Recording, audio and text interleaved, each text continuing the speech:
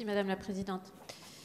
Madame la Ministre, je veux vous interpeller au nom des ex-Luxfer et me faire la porte-parole d'Alex Peronzik, ex-salarié que vous connaissez bien puisque vous lui avez téléphoné dès le lendemain de nos derniers échanges ici même à l'Assemblée.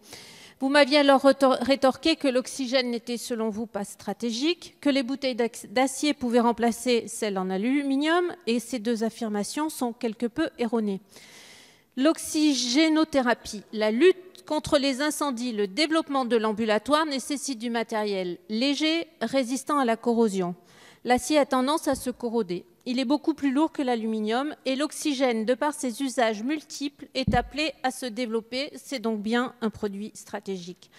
Lui comme moi sommes persuadés qu'il faut assurer pour notre avenir l'indépendance sanitaire en France et en Europe d'un certain nombre de médicaments et de produits médicaux, dont l'oxygène en bouteille.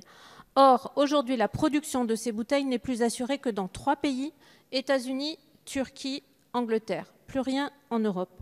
Si les mots du président de la République, certains biens et services doivent être placés en dehors du marché, ont un sens, alors il faut passer à l'acte.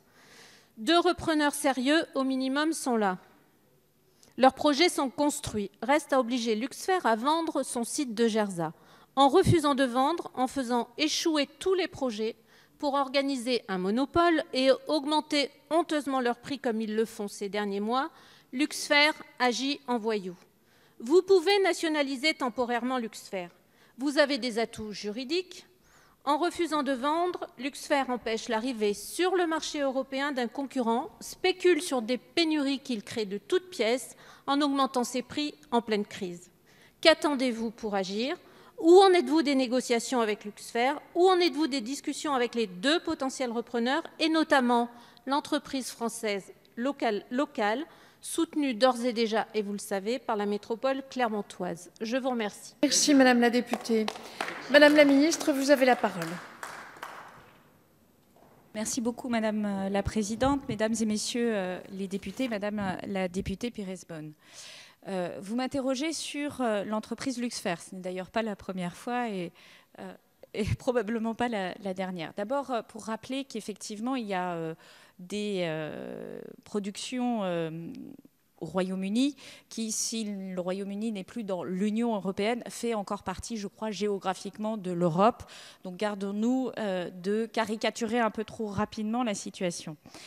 Comme vous le savez, j'ai eu plusieurs échanges, pas un seul échange, mais plusieurs échanges avec les représentants des salariés de Luxfer. J'en ai d'ailleurs eu également avec les représentants des salariés d'Air Liquide et nous avons eu une série de réunions avec les actionnaires, ou en tout cas les dirigeants plutôt, de Luxfer sur ces sujets.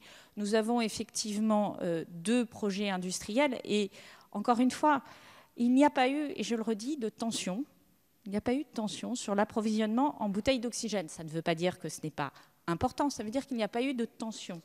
Et si je puis me permettre, ces dernières semaines, car nous avions anticipé tout simplement la situation et parce que dans l'ensemble des mesures qui ont été prises pour faire face à la crise, c'est un des chapitres que nous avons adressé pour faire face à cette situation.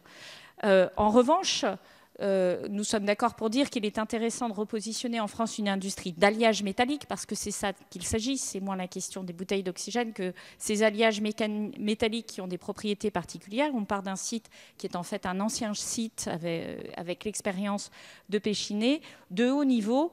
Et c'est pour cela que nous regardons et nous soutenons les éventuels projets industriels qui sont aujourd'hui présentés. Sachez que nous sommes pleinement engagés aux côtés des différents porteurs de projets, que la question de la circulation entre la France et d'autres pays a rendu difficile pour certains de tenir les réunions et que nous y travaillons dans les prochaines semaines pour aboutir au mieux. Mais ce qui nous intéresse, et je le redis, c'est que le projet industriel soit solide, pas que quiconque nationalise pour un projet qui serait irréalisable.